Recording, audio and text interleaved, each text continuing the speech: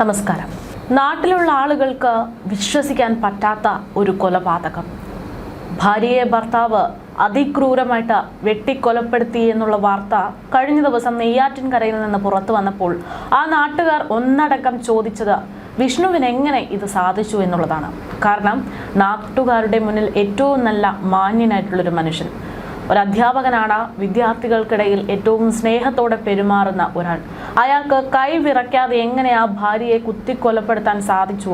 അതും പ്രണയിച്ച് വിവാഹം കഴിച്ചു 9 വർഷത്തോളമായി സന്തോഷത്തോടെ കഴിയുന്ന ഒരു കുടുംബം. ആ ഒരു കുടുംബത്തിൽ എങ്ങനെയാണ് ഒരു പ്രശ്നം വന്നത് എന്നുള്ള ചോദ്യം ഉണ്ടായിരുന്നു. കുഞ്ഞുങ്ങളില്ലാത്തതിൻ്റെ പേരിലുള്ള ഒരു കലഹമാണ് ഈ കൊലപാതകത്തിലേക്ക് കലാശിച്ചത് എന്നുള്ള മൊഴി വിഷ്ണു നൽകിയിട്ടുണ്ട്. പക്ഷേ ആ ഒരു പ്രശ്നം കൊണ്ട് മാത്രം വിഷ്ണുവിന് ഇത്തരത്തിൽ അതിക്രൂരമായിട്ട് പ്രവർത്തിക്കാൻ സാധിക്കില്ല എന്നുള്ള കാര്യം വ്യക്തമാണ്. പഞ്ചപാവമായിട്ടുള്ള ഒരു മനുഷ്യൻ അതിക്രൂരമായിട്ട് തൻ്റെ ഭാര്യ പിടഞ്ഞ് മരിക്കുന്നത് കണ്ടിട്ടും അത് നോക്കി നിന്നു എന്ന് പറയുമ്പോൾ അയാളുടെ മനസ്സിനെ അത്രമാത്രം ദേഷ്യത്തിലാക്കിയ ഒരു സംഭവം ആ വീട്ടിലുണ്ടായിട്ടുണ്ട് എന്നുള്ളതാണ്. സോഷ്യൽ മീഡിയയിൽ സജീവമായിട്ടുള്ള ഈ യുവതി ആ സോഷ്യൽ മീഡിയയുമായി ബന്ധപ്പെട്ടിട്ടുണ്ടായിട്ടുള്ള സംശയമാണോ ഈ കൊലപാതകത്തിന് പിന്നിലുള്ളത് എന്നുള്ള പ്രധാനപ്പെട്ട ഒരു ചോദ്യമാണ് ഇതോടുകൂടെ ഉയരുന്നത്. മക്കളില്ലാത്ത പ്രശ്നം, മക്കളില്ലാത്ത സങ്കടം അവൾ തീർത്തിരുന്നത് സോഷ്യൽ മീഡിയയിൽ തന്നെയാണ് എന്ന് വേണമെങ്കിൽ പറയാം. തൻ്റെ വളർത്തുമൃഗങ്ങളോടുള്ള ഏറ്റവും സ്നേഹത്തോടെയുള്ള വീഡിയോകളൊക്കെ പങ്കുവെച്ചുകൊണ്ട് ആനന്ദം കണ്ടെത്തുകയായിരുന്നു യുവതി. പക്ഷേ ഇതിനൊക്കെ സഹായമായിട്ട് നിന്ന വിഷ്ണുവിന് പെട്ടെന്നൊരു പ്രശ്നം ഉണ്ടാകാൻ കാരണമാണ് എന്താണ് എന്നുള്ളത് പ്രധാനപ്പെട്ട ചോദ്യമാണ്.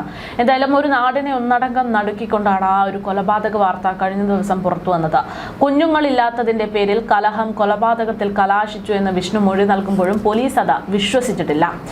ഇത് പൂർണ്ണമായിട്ടും വിശ്വസിക്കാതിരിക്കാനുള്ള പ്രധാനപ്പെട്ട കാരണം എന്ന് പറയുന്നത് കൊലപാതകം നടക്കുന്ന സമയത്തോ കൊലപാതകം നടത്തിയതിനു ശേഷമോ ഇന്ന് ഈ നിമിഷം വരെയോ ഒരു തരി കുറ്റബോധമോ ഇല്ലാതെയാണ് വിഷ്ണു നിൽക്കുന്നത്. അതായത് ഒരു വലിയ പക വിഷ്ണുവിനുള്ളിൽ ഉണ്ട് എന്ന് ചുരുക്കം. അത്രയും വലിയ പക സ്വന്തം സഹധർമ്മിണിയോട് ഉണ്ടാകണമെങ്കിൽ അവന് ഇഷ്ടപ്പെടാത്ത ഒരു വലിയ കാര്യം അവിടെ സംഭവിച്ചിട്ടുണ്ട് എന്നുള്ളതാണ്. കുഞ്ഞുങ്ങളില്ല എന്ന് പറയുമ്പോൾ സ്വാഭാവികമായിട്ടും അത് ദമ്പതികൾക്കിടയിലുള്ള ഒരു പ്രശ്നമായിരിക്കുമല്ലോ. അപ്പോൾ അതിന് ഒരാളോട് മാത്രം ഒരു ദേഷ്യം ഉണ്ടാകുക എന്ന് പറയുന്നതിൽ അർത്ഥമില്ല. പ്രത്യേകിച്ചൊരു അധ്യാപകനായ ഏറ്റവും കൂടുതൽ കുട്ടികളോട് സ്നേഹത്തോടെ നിൽക്കുന്ന ഒരാൾക്ക് അത്തരം ഒരു വൈരാഗ്യം ഉണ്ടാകുക എന്ന് പറയുന്നതിൽ യാതൊരു കാര്യവുമില്ല എന്നുള്ള നിരീക്ഷണമാണ് വരുന്നത്. അങ്ങനെ നോക്കുമ്പോഴാണ് സോഷ്യൽ മീഡിയയിൽ നിന്ന് ലഭിച്ചിരിക്കുന്ന ആ ഒരു സൂചനയാണോ വിഷ്ണുവിനെ ഈ ഒരു പകയിലേക്ക് എത്തിക്കാനുള്ള കാരണമായി മാറിയത് എന്നുള്ള പ്രധാനപ്പെട്ട ചോദ്യത്തിലേക്ക് എത്തുന്നത്.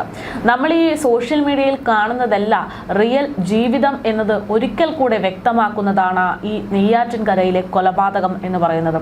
കാരണം സോഷ്യൽ മീഡിയയിൽ ഏറ്റവും സജീവമായി സന്തോഷത്തോടെ മാതൃകാ ദമ്പതികളായിട്ട് മുന്നോട്ട് പോയിരുന്ന 2 പേരാണ് ഇവർക്കിടയിലാണ് ഇത്തരത്തിൽ വലിയ പ്രശ്നങ്ങൾ ഉണ്ടായിരുന്നതും ഒരു കൊലപാതകത്തിലേക്ക് വരെ എത്തിച്ചിരിക്കുന്നതും എന്നുള്ളതാണ്. എന്തായാലും ഒരു നാടിനെ ഒന്നടങ്കം നടുക്കിക്കൊണ്ട് ആ വീട്ടിലെ ആ ഒരു കൊലപാതക സമയത്തുണ്ടായിട്ടുള്ള പ്രധാനപ്പെട്ട ചില കാര്യങ്ങളൊക്കെ പുറത്തേക്ക് വരുന്ന സമയമാണ് ഇപ്പോൾ.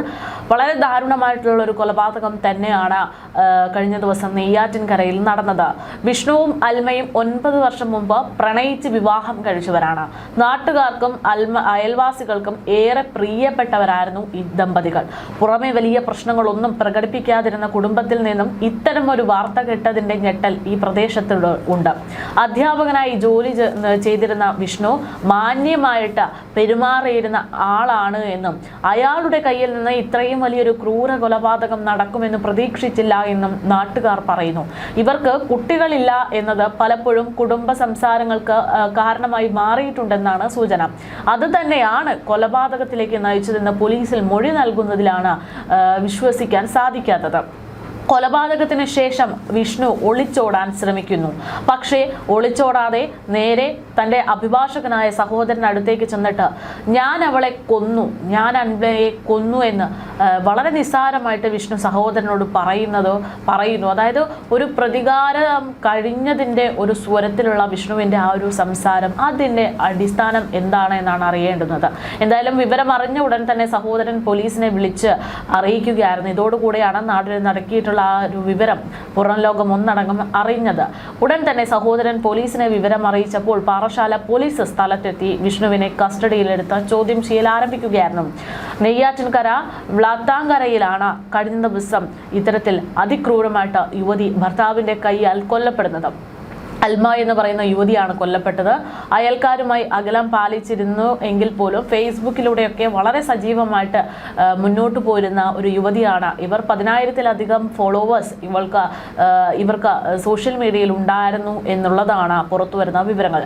സമൂഹ മാധ്യമങ്ങളിൽ സജീവമായി അൽമയ്ക്കും അതിനുള്ള പിന്തുണ നൽകിയിരുന്ന ഒരാളെന്ന് പറയുന്നത് വിഷ്ണുവാണെന്ന് ബന്ധുക്കൾ മൊഴി നൽകുമ്പോൾ പിന്നെ എന്തായിരുന്നു വിഷ്ണുവിന്റെ പ്രശ്നം എന്നുള്ളതാണ് ചോദ്യം.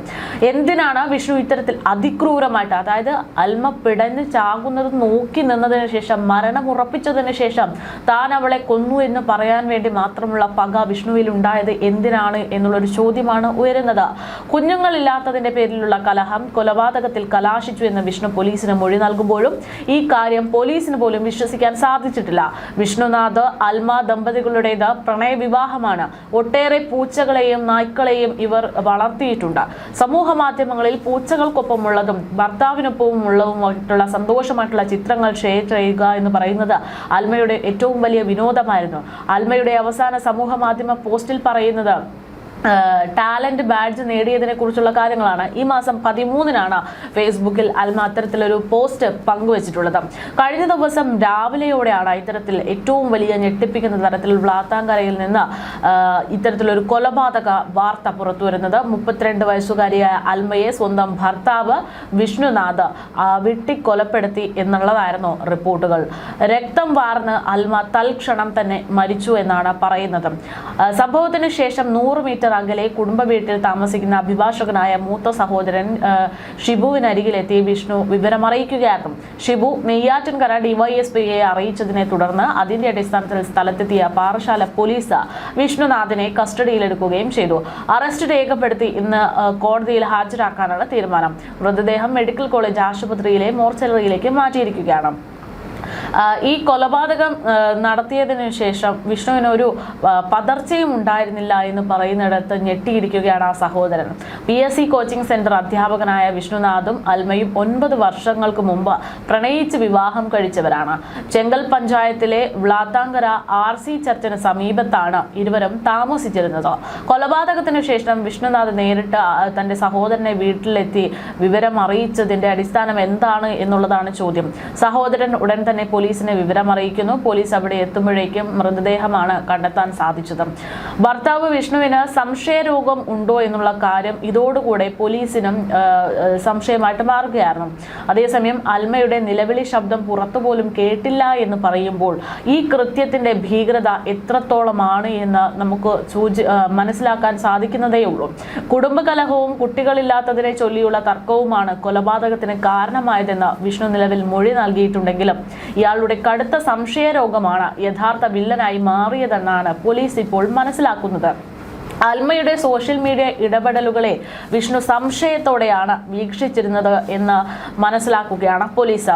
കുട്ടികളില്ലാത്തതിനെ കുറിച്ചുള്ള നിരന്തരമായ പരിഹാസങ്ങളും തർക്കങ്ങളും ഒടുവിൽ അൽമയുടെ ജീവനെടുക്കുന്ന ഘട്ടത്തിലേക്ക് വിഷ്ണുവിനെ എത്തിച്ചതായിരിക്കാം എന്നുള്ളതാണ് നിരീക്ഷണം. തർക്കത്തിനിടെ നിയന്ത്രണം നഷ്ടപ്പെട്ട വിഷ്ണു തന്റെ അധ്യാപകൻ എന്ന മാന്യത പോലും മറന്ന് മാരകായുധങ്ങളുമായിട്ട് അൽമയെ ആക്രമിക്കുകയായിരിക്കാം. കഴുത്തിന് പിന്നിലും ശരീരത്തിന്റെ വിവിധ ഭാഗങ്ങളിലും ഏറ്റിരിക്കുന്ന ആഴത്തിലുള്ള മുറിവുകളാണ് അൽമയുടെ ജീവൻ അപഹരിക്കാൻ കാരണമായിട്ടുള്ളത്. സമൂഹ മാധ്യമങ്ങളിൽ ഏറെ സജീവമായിരുന്ന അൽമ തന്റെ പൂച്ചകളെയും യാത്രകളെയും കുറിച്ചുള്ള വീഡിയോകളാണ് നിരന്തരമായി പങ്കുവച്ചിട്ടുള്ളത്. ഭർത്താവിനൊപ്പമുള്ള മനോഹരമായിട്ടുള്ള നിമിഷങ്ങൾ അവൾ എപ്പോഴും തന്റെ ഫോളോവേഴ്സിനായിട്ട് അറിയിക്കാറുണ്ടായിരുന്നു. എന്നാൽ ഈ വർണ്ണാഭമായ ഡിജിറ്റൽ ജീവിതത്തിന് പിന്നിൽ ഭീകരമായിട്ടുള്ള ഒരു കുടുംബ അന്തരീക്ഷമാണ് വിഷ്ണു ഒരുക്കിയിരുന്നത് എന്നുള്ള വാർത്തയാണ് പിന്നീട് പുറം ലോകം അറിഞ്ഞത്. കൃത്യത്തിന് ശേഷം യാതൊരു കുറ്റബോധവും ഇല്ലാതെയാണ് വിഷ്ണു തന്നോട് പെരുമാറിയതെന്നും സഹോദരൻ വ്യക്തമാക്കുമ്പോൾ അവിടെ ഒരു പകയുടെ മണമാണ് വരുന്നത്. രക്തത്തിൽ കുളിച്ചു കിടക്കുന്ന ഭാര്യയെ അവിടെ ഉപേക്ഷിച്ച് തൊട്ടടുത്ത് താമസിക്കുന്ന സഹോദരന്റെ വീട്ടിലേക്ക് എത്തുന്നത് വരെ ഒരു കുറ്റബോധവും വിഷ്ണുവിന് ഉണ്ടായിരുന്നില്ല. സഹോദരന്റെ മുന്നിലെത്തിയതിനു ശേഷം ഞാൻ അൽമയെ കൊന്നു എന്ന് വളരെ നിസ്സാരമായിട്ടാണ് അയാൾ വിളിച്ചു പറഞ്ഞത്.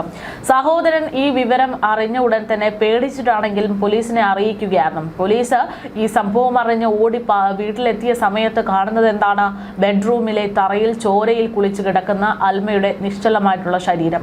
പ്രണയിച്ച് ഒന്നായവർക്കിടയിൽ എങ്ങനെയാണ് ഇത്രയും വലിയ പകയുടെ ഒരു സംഭവം ഉണ്ടാകുന്നത് എന്നുള്ള ചോദ്യമാണ് അയൽക്കാരും ബന്ധുക്കളും ഒരേപോലെ ഇപ്പോൾ ചോദിക്കുന്നത്.